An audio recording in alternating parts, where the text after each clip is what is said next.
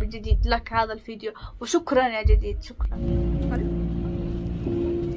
كمني يروى مكانني مش ديرات كيف فورمتي إني وجدان ويتيو. السلام عليكم ورحمة الله وبركاته. هرتو في أجابة تفني عشان ما أركبوني كم جرنا حسني فيا جرين وجيبني جرار اللي كوبي جابت كيسني قبل في فيديو تنا حقر مدة ولا ده لايك كورون تنا ده فيديو aku daawwatan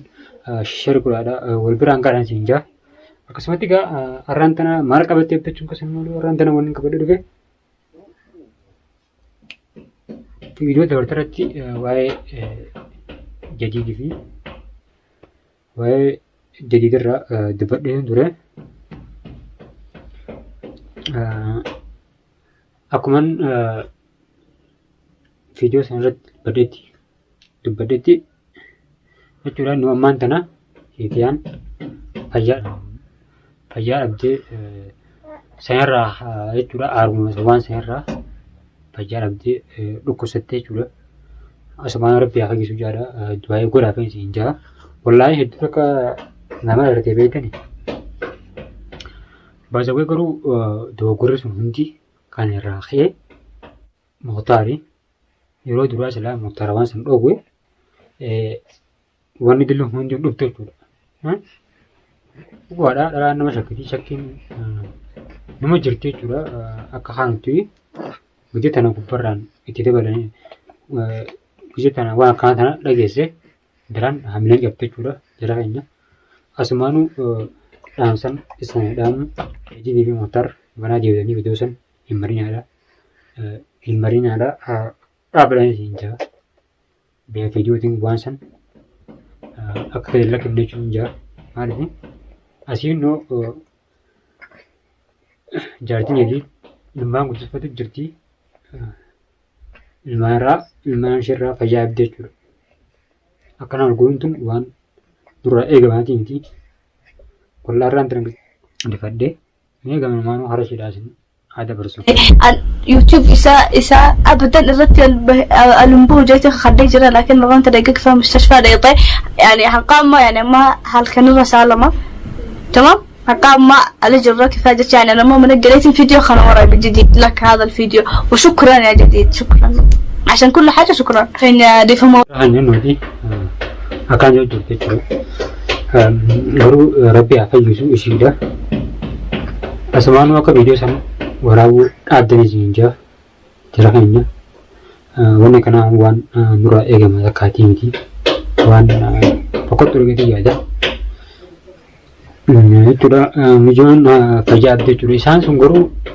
jaalatanii yoo godhanis wanni rakkoon qabu silaayii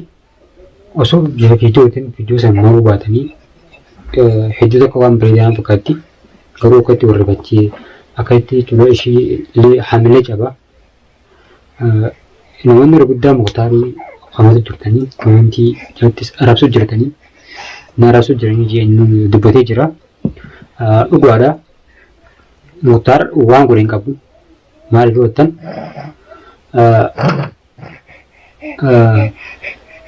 jedhit nama iddoo tokko nama jechuudha namni yoo waan kan dalagu jeen nama dalaguu miti nama sammuu isaa hin deemu. Mukhtaajii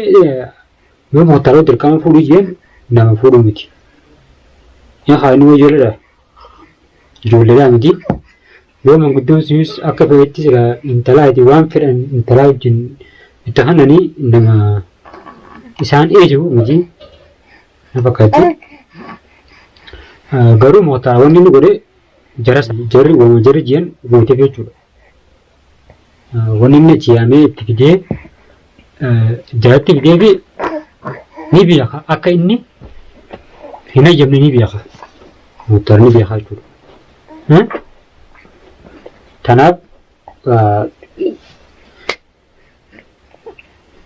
Mukhtaar wanni godhe malee waan biraatti miti bultii isaaniitis diiguudhaaf miti jara keenya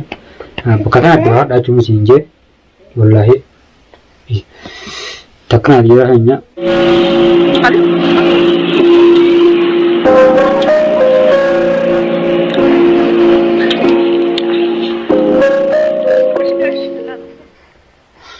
jarahanya nuti wallahi dokumen dokumen jira asmanu doa guragan jinja malagi isini cerita curah muka jaran emas dokumen tenda losan jeris sendiri ni emas wasan irraul le di homa dani celaka sakka video marani wan haram berita lagi wan isa berenjeret wan isra ada faku jerin jecha amishillen haar rifatteechu rifaatu dangasa dokumen jira asmanu doa gurafi rabbi nagaan fagisee isaan illee akkasitti nagaan walitti deebisu jara doa gurafi sinjaa hordoftooti dhaggeeffattoota keenya viidiyoo tana share godhaadha wal biraan gaadha qophiin diyyataarraa tana fakkaatti hamma qophii biraatiin walitti deebi'utti assalamu alaikum warahmatullahi wabarakatuh.